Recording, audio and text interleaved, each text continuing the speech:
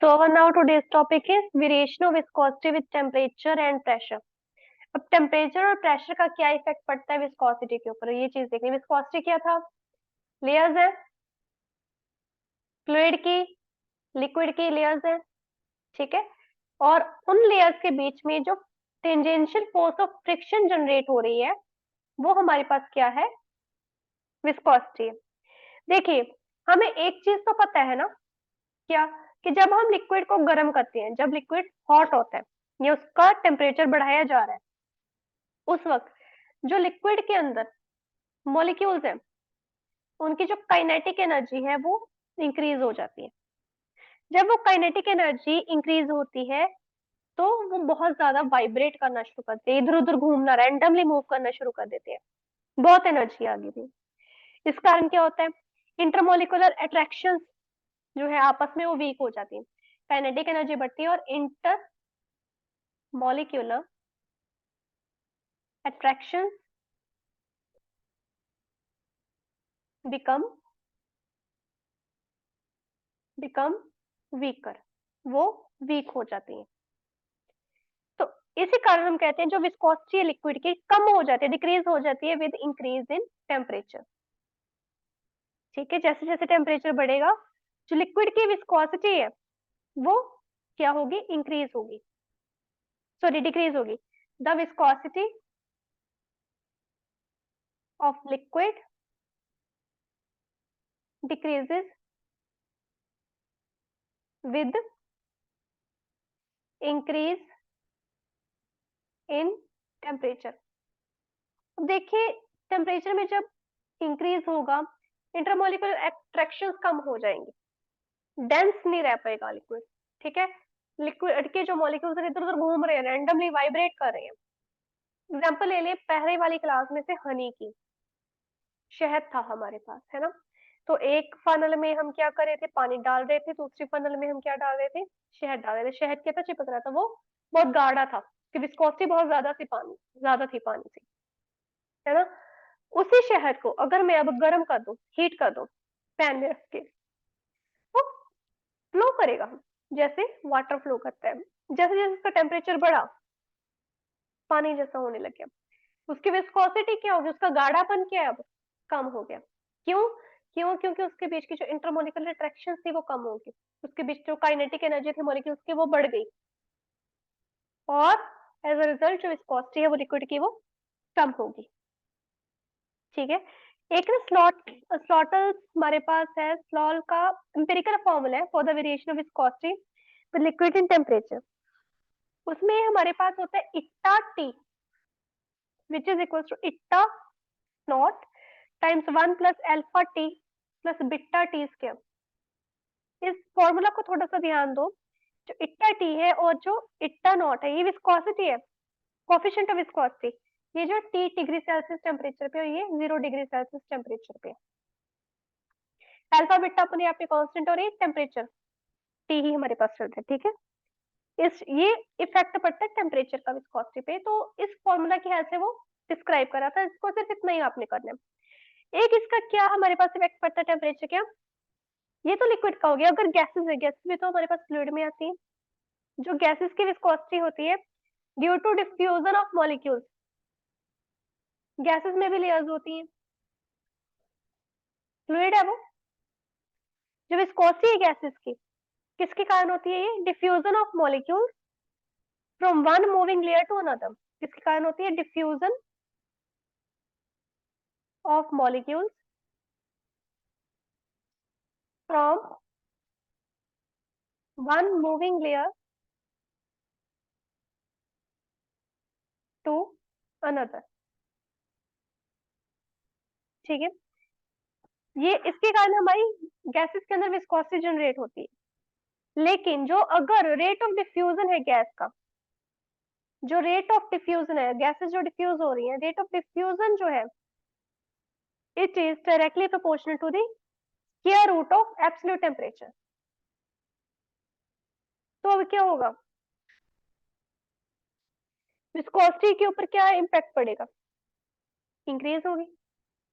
जितना rate of diffusion बढ़ेगा उतनी ज्यादा विस्कोसिटी इंक्रीज होगी, जैसे जैसे मेरे पास टेम्परेचर बढ़ता जाएगा। ठीक है, अब प्रेशर का इफेक्ट देखते हैं। टेम्परेचर का हो गया, प्रेशर का इफेक्ट देखते हैं। प्रेशर में हमारे पास क्या आएगा? प्रेशर हमने अभी तक कौन सा किया? एटमॉस्फेरिक प्रेशर कर चुके हैं हम, बार में हम उसको फाइंड आउट करते हैं। ठीक है, मैनोमीटर से हमने प्रेशर को फाइंड आउट किया था। बहुत सारी हमने टॉपिक कर लिए प्रेशर के ऑलरेडी। देखिए, बात करते हैं पहले लिक्विड की। वाटर को छोड़कर बेटा, वाटर को छोड़कर जो विस्कोसिटी लिक्विड्स की इंक्रीज होती है with increase in temperature, except water, the viscosity of liquids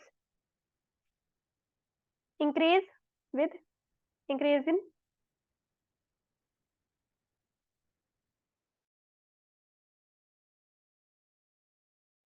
with increase in pressure। ठीक है, तो वाटर के केस में ऐसा क्या होता है? वाटर के केस में विस्कोसिटी कम हो जाती है with increase in pressure. For you can say, अगर मैं कहूँ first few 100 atmosphere of pressure लगाएंगे तब उसकी विस्कोसिटी हमेशा कम ही होगी, उसके बाद चाहे थोड़ा बहुत इंक्रीज आ जाए। वाटर एक्सेप्शनल केस है। जो विस्कोसिटी गैसेस की वो इंडिपेंडेंट है, प्रेशर प्रेशर कम हो रहा है बढ़ रहा है, गैसेस को क्या फर्क है? गैसेस तो एटमोस्फेयर में भी तो घूम ही रही है, हमारी अर्थ के एटमोस्फेयर में कोई इम्पैक्ट नहीं पड़ रहा। ठीक है, जब कुछ एप्लीकेशंस करते हैं विस्कोसिटी की, प्रैक्टिकल एप्लीकेशंस जो हमारी डेली लाइफ में यूज होती हैं, तो होप सो इतना समझ आ गया हो। इजी सा कॉन्सेप्ट था, इसके बेसिस पे भी कई बार न्यूमेरिकल्स आ जाते हैं या असर्शन रीजन क्वेश्चंस आ जाते हैं। एप्लीकेशंस ऑफ विस्कोसिटी, देखिए, जो विस्कोसिटी की नॉलेज हमें जब मिली उससे हमें पता चला कि टेम्परेचर का अलग अलग इम्पैक्ट पड़ता है फ्लूइड्स पे, है ना, और टेम्परेचर का भी हमें पड़ा। तो हमें इससे क्या नॉलेज हुई कि अगर मैंने कोई लुब्रिकेंट लेना है मशीन के लिए तो मैं कैसा लुब्रिकेंट लूं फॉर डिफरेंट रीजन। देखिए, पोलर रीजन में हो गया, या कोई बहुत ऊंचे पहाड़ है जैसे हिमालयस वगैरह हो गए, ऐसे रीजन में जब हम जाते हैं पानी तक जमने लग जाता है ना। गाड़ियों के अंदर पानी भी तो डलता है, सिर्फ पेट्रोल नहीं डलता, डीजल नहीं डलता, पानी की भी जरूरत पड़ती है। जब पानी तक जमने लग जाता है तो हमें लुब्रिकेंट की जरूरत पड़ती है कुछ हद तक, थोड़ी बहुत अमाउंट में। वो लुब्रिकेंट के समटाइम्स के पेट्रोल भी थोड़ा सा डेंस होने लग जाता है, टेम्परेचर कम हो गया ना, टेम्परेचर कम हो गया, विस्कोसिटी पे इम्पैक्ट पड़ेगा। पोलर रीजन में जा रहे हैं, बहुत ठंडा है, अंटार्कटिका में जा रहे हो, कैसा लुब्रिकेंट यूज करें? ठीक है, उसका विस्कोसिटी से पता चला टाइप ऑफ लुब्रिकेंट कैसा यूज करना है इन द ऑटोमोबाइल्स या और भी मशीनरी के अंदर, कैसे लुब्रिकेंट यूज करें। जो लिक्विड्स है जिनकी विस्कोसिटी बहुत हाई होती है उनको एज अ बफर यूज किया जाता है, बफर्स यूज किया जाता है फॉर एब्जॉर्बिंग शॉक्स। जब ट्रेन की शंटिंग होती है उसमें जो शॉक लगता है उसको एब्जॉर्ब करने के लिए एज अ बफर उस वेरी हाई विस्कोसिटी वाले लिक्विड को यूज किया जाता है। फिर विस्कोसिटी की हेल्प से हमने डिटरमाइन किया shape and molecular weight of some organic liquids. we got to know about the shape and molecular weight of some organic liquids।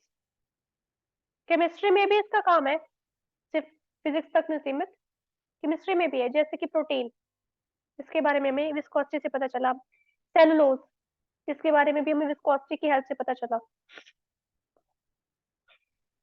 Viscosity बहुत इंपॉर्टेंट है जानने के लिए in the about the circulation of blood through arteries and veins of human body.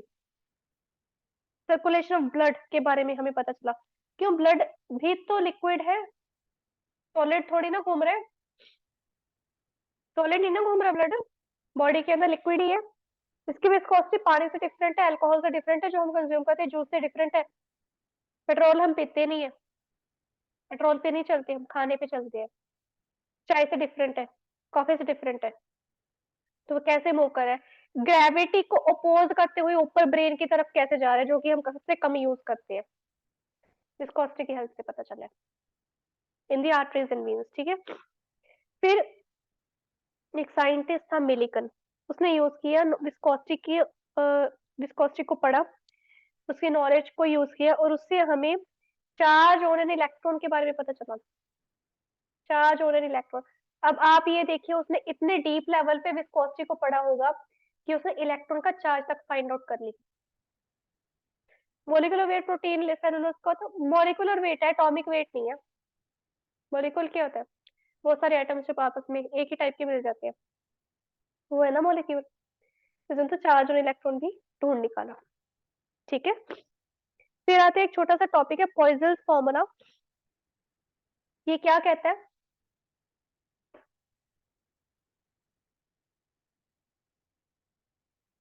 हमारे पास है topic जो हमने poison,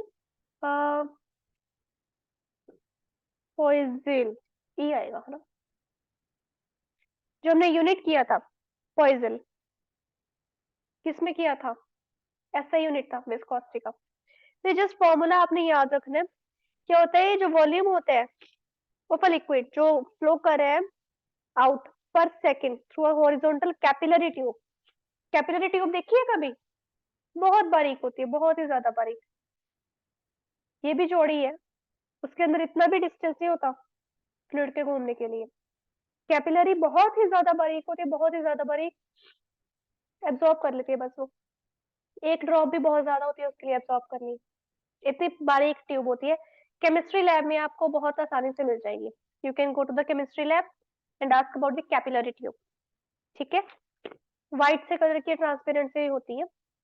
तो कोई भी कैपिलरी ट्यूब है, उसके अंदर से पर सेकंड कितना लिक्विड फ्लो आउट कर रहा है, बाहर निकल रहा है पर सेकंड।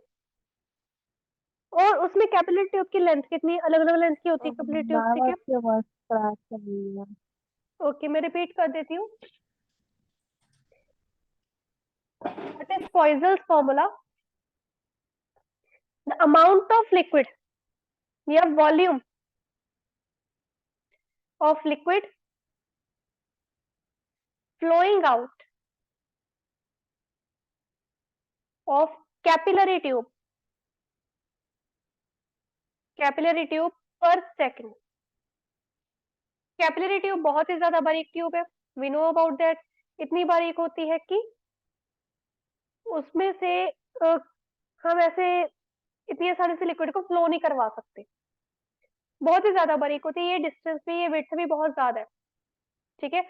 हर एक अलग अलग रेडियस की हमारे पास कैपिलरी ट्यूब होती है, बहुत से कम भी होती है, बहुत से ज्यादा रेडियस वाली भी होती है, बट वो फिर भी कैपिलरी रहती है क्योंकि स्टिल वो बहुत ही कम रेडियस होता है। तो कैपिलरी ट्यूब का कितना रेडियस है, कितनी लेंथ है, ये भी हमने ध्यान में रखना होता है, ठीक है। और प्रेशर डिफरेंसेस कितनी है, दोनों एंड्स पे कितना प्रेशर है, इस एंड पे कितना प्रेशर है, इस एंड पे कितना प्रेशर है, वो भी देखना है। तो कैपिलरी ट्यूब को ध्यान में रखते हुए उसने पॉइजन्स फॉर्मूला ने अपना फॉर्मूला निकाला था, Q is equal to V upon T, V के वॉल्यूम, ठीक है, और T के टेम्परेचर। और इसको जब उसने आगे सॉल्व किया था उसने निकाला that was equal to pi P R to the power 4, R के रेडियस 8 इट्टा L, P के मेरे पास प्रेशर, ये पॉइजन्स फॉर्मूला, ये बस यही याद रखना, इसके अलावा और कुछ नहीं करना इसमें, ये अभी आपको इतना ही है, सिर्फ फॉर्मूला है। कभी कभार न्यूमेरिकल आ जाता है उसके लिए याद रखना है। assumptions क्या है इसके अंदर, क्या यूज किया था उसने कि उसने ये फॉर्मूला निकाल दिया। देखिए जो फ्लो ऑफ लिक्विड है वो स्टेडी हो, flow of liquid, first assumption के flow of liquid should be steady and parallel to the axis of tube and parallel to the axis of tube, ठीक है। जिस एक्सिस पे ट्यूब बैठी है उसी एक्सिस पे हो लिक्विड का फ्लो। सेकंड assumption क्या थी, जो प्रेशर है वो कांस्टेंट हो, कहाँ कांस्टेंट हो, इस तरफ की उस तरफ, लेफ्ट की साइड, दोनों दोनों एंड्स पे कांस्टेंट हो, यहाँ पे भी कांस्टेंट, यहाँ पे भी कांस्टेंट। थर्ड, जो लिक्विड है, लिक्विड वेलोसिटी, लिक्विड वेलोसिटी बिल्कुल ही जीरो है, तो लिक्विड फ्लो कैसे करेगा? अरे कैपिलरी ट्यूब है बाबू, कैपिलरी ट्यूब में से इतनी आसानी से लिक्विड नहीं निकलेगा, बहुत ही ज्यादा बारीक है, आपकी सोच से भी ज्यादा बारीक है, उसमें से लिक्विड नहीं निकलने वाला इतनी आसानी से। ट्यूब पाइप नहीं है आपके, हमारे जो घरों में होती है, कैपिलरी ट्यूब बहुत ही ज्यादा बारीक होती है, ठीक है। वॉल्स के ऊपर उसकी जो लिक्विड वेलोसिटी जीरो है, लेकिन धीरे धीरे मान लो यहाँ पर अंदर गया लिक्विड, धीरे धीरे अंदर गया, यहाँ पर इसकी लिक्विड वेलोसिटी बिल्कुल जीरो बराबर है, नाम मात्र है, ठीक है। धीरे धीरे किसी न किसी तरीके से आगे बढ़ता गया, लेकिन जैसे ही एंड की तरफ आने लगा उसकी वेलोसिटी बढ़ गई, इंक्रीज होगी तब एट एंड्स, एंड्स के ऊपर इसकी बढ़ जाएगी वेलोसिटी, या हम कह दे towards the axis, towards the axis की वेलोसिटी बढ़ जाएगी, ठीक है। नंबर 4, जो ट्यूब है उसको हमने हॉरिजॉन्टल रखना है, वर्टिकल नहीं रखना, वर्टिकल रखोगे फिर तो निकल ही जाएगा लिक्विड, हॉरिजॉन्टल रखना है ट्यूब को, हमने कैसे रखना है? हॉरिजॉन्टल, कैसे रखना है? हॉरिजॉन्टल, ताकि जो ग्रेविटी है वो अपना इसके ऊपर प्रभाव ना डाल सके, है प्रभाव जमीन पे अर्थ पे है जो भी है, लेकिन इतना प्रभाव ना डाले कि वो खींच के लिक्विड को बाहर निकाल ले, इसलिए इसको हॉरिजॉन्टल रखना है। थोड़ा सा इसको डेरिवेशन करते हैं, जो हमने फॉर्मूला किया कि जो पॉइजनस फॉर्मूला है, डायमेंशनल एनालिसिस पे इसको सॉल्व करेंगे। डायमेंशनल एनालिसिस आई होप आपको याद हो क्या था, डायमेंशनल एनालिसिस के ऊपर सॉल्व करेंगे जो हमने पढ़ा है उसके बेसिस पे।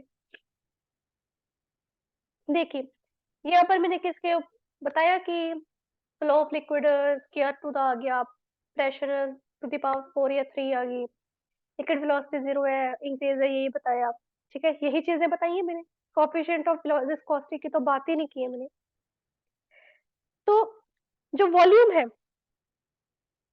जो वॉल्यूम है Q of liquid flowing out per second of a capillary tube, volume है Q of a liquid flowing out per second of a capillary tube, किसके ऊपर डिपेंड करेगी? सबसे पहले डिपेंड करिए कोएफिशिएंट ऑफ विस्कोसिटी के ऊपर, किसके? ट्यूब के, ट्यूब का कोएफिशिएंट ऑफ विस्कोसिटी होगा? नहीं होगा, लिक्विड के होगा। फिर ये डिपेंड करती है रेडियस ऑफ ट्यूब, लिक्विड का रेडियस होगा? नहीं होगा, ट्यूब का होगा। फिर प्रेशर ग्रेडियंट, ये नई टर्म है। वेलोसिटी ग्रेडियंट क्या था? वेलोसिटी ग्रेडियंट क्या था? Change in velocity divided by change in height. Pressure gradient क्या है? Change in pressure divided by length, कितने लेंथ के अकॉर्डिंग हो रहा है, ठीक है। अब देखिए इसकी किसी के ऊपर पावर है क्या नहीं है, हमें कुछ नहीं पता, तो मैंने एक बार क्या किया, इसको डायरेक्टली प्रोपोर्शनल कर दिया, इट्टा की पावर है, इट्टा की पावर है, आर की पावर बी, और पी अपॉन एल की पावर सी, ऐसे मैंने पावर्स को अज्यूम कर लिया, ठीक है। अब कांस्टेंट ऑफ प्रोपोर्शनैलिटी लगाएंगे, प्रोपोर्शनैलिटी का साइन हटा के कांस्टेंट ऑफ प्रोपोर्शनैलिटी लगा लिया, के इट्टा की पावर है, आर की power B, P upon L की पावर सी, यहाँ तक हो गया। अब आगे हम क्या करेंगे, आगे क्या करना है, इसको सॉल्व करेंगे भाई। पहले लगाएंगे सबकी डायमेंशन, डायमेंशन आपको डायमेंशनल फॉर्मूला याद होने जरूरी है। इस क्लास की शुरुआत में, ये वाली नहीं मतलब 11th क्लास की शुरुआत में आपको सभी के डायमेंशनल फॉर्मूलास करवाए गए, है ना। तो आपके पास बुक भी है, बुक नहीं है तो इंटरनेट है, उसकी मदद से आप देख सकते हो इसका डायमेंशनल फॉर्मूला क्या है, याद करो इसको, ठीक है। देखिए क्यू है, क्यू होता है हमारे पास वॉल्यूम अपॉन टाइम, वॉल्यूम का कितना होता है एल क्यूब, टाइम का कितना है टी, तो क्यू का हो गया L cube two power -1, division में है ना, टी टू द पावर -1, ठीक है। अब पी अपॉन एल का निकालते हैं, पी अपॉन एल क्या है मेरे पास, पी अपॉन एल आ जाएगा एम एल, एल -1 है और नीचे एल है, -1 -1 -2 हो जाएगा, टी -2 हो गया, ठीक है। इसकी पावर है सी। आर देखते हैं, रेडियस। रेडियस का डायमेंशनल फॉर्मूला लेंथ है बेटा बी। के तो डायमेंशनलेस है, कोफिशिएंट है ना, कांस्टेंट है। डायमेंशनलेस है, के इज डायमेंशनलेस। डायमेंशनलेस कांस्टेंट है। इट्टा, इट्टा की वैल्यू देखिए, इट्टा है मेरे पास m l to the power -1 t to the power -1। ठीक है, अब क्या करेंगे? अब जो मेरे पास पावर्स आई हैं, ठीक है, मेरे पास आ गया ए बी सी, इनको मैंने क्या है इक्वेट करना है। पहले m की पावर्स इक्वेट करेंगे, फिर l की, फिर t की। m यहाँ पे क्या है, 0 है ही नहीं है, तो a के पास एक m है, b के पास m नहीं है, c के पास भी है, a प्लस सी। ठीक है, l की देखते, l मेरे पास यहाँ पे 3 है, यहाँ पर a माइनस ए है, यहाँ पर प्लस बी है, यहाँ पर -2c है। t है मेरे पास -1, इस साइड लेफ्ट हैंड साइड -1 है, राइट हैंड साइड a में -a प्लस यहाँ पे b में कुछ नहीं है t का, -2c, -2c। अब देखिए, यहाँ तो आ गया a is equal to -c, यहाँ आ गया, अगर मैं यहाँ पर देखूं a is equal to -c, यहाँ पे फिल करती हूँ, -1 इक्वल्स टू -c -2c, कितना आ जाएगा, -3c is equal to -1, c कितना आ जाएगा, 1/3। c 1/3 हमारे पास होना नहीं चाहिए। हम्म, c 1/3 तो हम काउंट नहीं कर सकते, क्योंकि ये तो फ्रैक्शन में आ गया, हमें चाहिए होल नंबर। चलो इसको सॉल्व करते हैं, कोई नहीं। फिर तो यहाँ पे भी -1/3 आ जाएगा, कुछ गड़बड़ हुई है हमसे। अह, ये वाला नहीं सॉल्व करते, हम करते हैं इसको फ्रैक्शन में। तो हमारे पास देखो, हमें पता है हमारे पास आना नहीं चाहिए। देखिए हमें पता है -a -2c -1 के इक्वल है।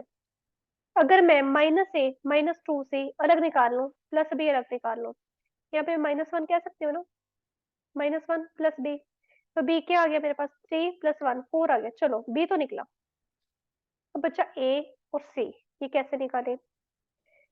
अम, जब मैंने b को यहाँ पे 4 कर फिल कर दिया,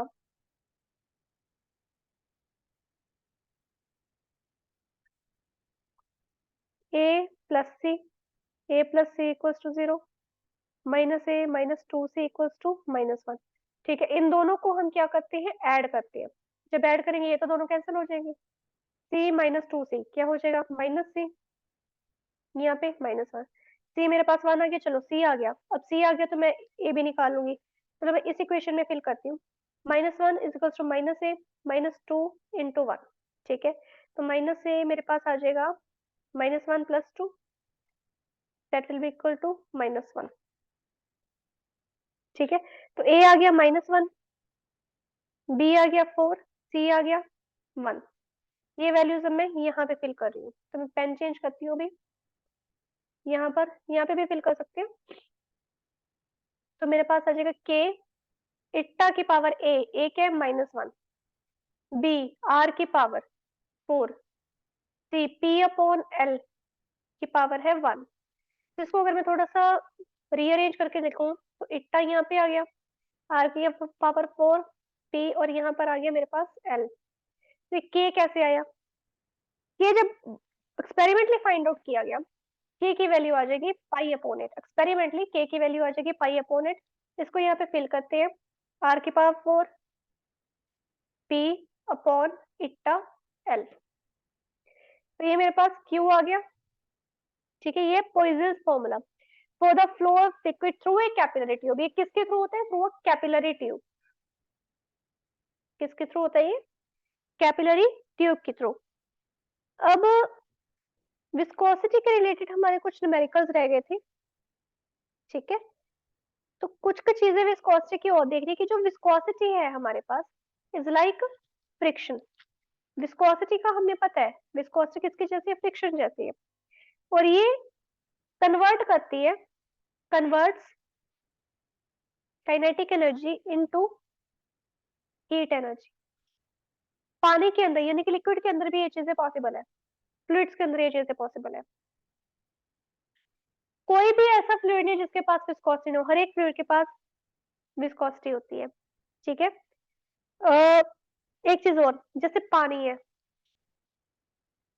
एल्कोहल है, इनकी विस्कोसिटी कम होती है as compared to blood. Honey, coal tar, ठीक है। ग्लिसरीन भी, ग्लिसरीन हमारे घरों में होती है, जख्मों वगैरह पे मुंह भी अगर छाले हो जाए तब हम यूज करते हैं, ठीक है। उसकी विस्कोसिटी भी ज्यादा है पानी से, ठीक है। तो एक छोटा सा न्यूमेरिकल करते हैं, क्यों करना है, जो स्टोक्स लॉ है उसको समझने के लिए। वैसे रिलेशन इतना नहीं है। जब भी हम विस्कोसिटी की बात करेंगे, देखो बेटा, या तो हम फ्लूइड फ्लूइड इंटरेक्शन की बात करेंगे, ये भी फ्लूइड है, ये भी फ्लूइड है, ऐसे न्यूमेरिकल्स बहुत कम आने वाले हैं, टू बी ऑनेस्ट, बहुत कम आएंगे। न्यूमेरिकल्स आएंगे ऐसे, मेरे पास समुद्र है, नदी है, पॉन्ड है, कुछ भी है, लेक है, कुछ भी है, उसके ऊपर या तो कोई वुडन प्लेट घूम रही है या कोई मेटल प्लेट घूम रही है, उसके ऊपर क्या कर रही है, फ्लोट कर रही है, क्या कर रही है, फ्लोट कर रही है। या मेरे पास कोई बोट है, क्या है, मेरे पास बोट है, बोट भी तो फ्लोट करती है, पता है डूब जाती है, फ्लोट तो करती है ना। ये इस तरह के आपको टॉपिक्स आएंगे, इस तरह के आपको न्यूमेरिकल्स आएंगे सॉल्व करने के लिए, ठीक है। तो एक न्यूमेरिकल करते हैं, मेरे पास एक मेटल प्लेट है, I have a metal plate, उस मेटल प्लेट का एरिया है 0.02 metre square and it is lying on a liquid layer, ये लिक्विड लेयर के ऊपर है, ये वाली लिक्विड लेयर के ऊपर है, उस लिक्विड लेयर की थिकनेस है, थिकनेस थिकनेस है 10⁻³ मीटर, कोफिशिएंट ऑफ विस्कोसिटी है मेरे पास 120 पॉइंट, ठीक है।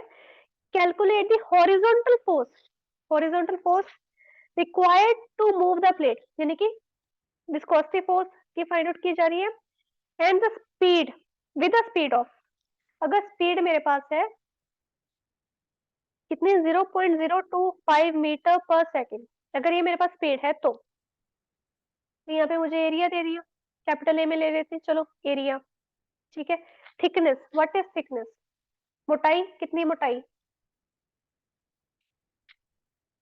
कितना मोटा है, यानी कि dx, थिकनेस क्या है, dx, इट्टा, स्पीड dv, ठीक है, सारा कुछ पढ़े। ये मेरे पास पोइज में, पोइज क्या है, सीजीएस यूनिट है, डेका पोइज ऐसा ही, ये मेरे पास ऐसा ही में, ये ऐसे में, ये ऐसे में, ये सीजीएस में, इसको ऐसा ही में कन्वर्ट करना है, ठीक है। तो इसको क्या है, पास्कल सेकंड में कन्वर्ट कर देंगे, दैट विल बी 12 डेका पोइज या 12 पास्कल सेकंड, ठीक है। इस तरह से सॉल्व कर देंगे। एफ क्या होता है मेरे पास, eta A D D V over T X, तो इट्टा मेरे पास है 12, ए है 0.02, डीवी है मेरे पास टीवी 0.025 और यहाँ पे 10⁻⁻3, सॉल्व कर दो इसको, चाहे अपॉन 100 लगा दो, इसका 1000 लगा दो, कैंसिल करके सॉल्व कर दो, ये आपस में ऐसे मल्टीप्लाई कर दो, पॉइंट्स को अलग निकाल दो। देखिए ये है, ये मेरे पास बनेगा 2, इसको सॉल्व करते हैं, 12 × 2/100 बनेगा ये, ठीक है।